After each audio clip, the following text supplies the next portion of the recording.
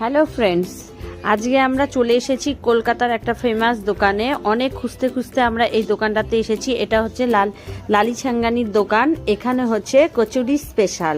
আর এই কচুরি খাওয়ার জন্য আমরা অনেকটা দূর হেঁটে একদম দোকানটা খুঁজতে খুঁজতে চলে এসেছি। আর এই দেখো, এখানে হচ্ছে আমরা অর্ডার করে ফেলেছি তোমার হচ্ছে কচুরি। তা কচুরি দু ধরনের অর্ডার করা হয়েছে। একটা হচ্ছে খাস্তা কচুরি, আর আরেক ধরনের যেটা ফেমাস সেটাও বানিয়ে দিচ্ছে। এটা আগে দিয়ে দিল, এটা খেয়ে নিই। এই খাস্তা কচুরিটা মুখে দিয়ে আগে টেস্ট করে তারপরে তোমাদেরকে রেজাল্টটা বলবো কীরকম ধরনের টেস্ট। তার মুখে দিয়ে মনে হচ্ছে দারুণ টেস্টি।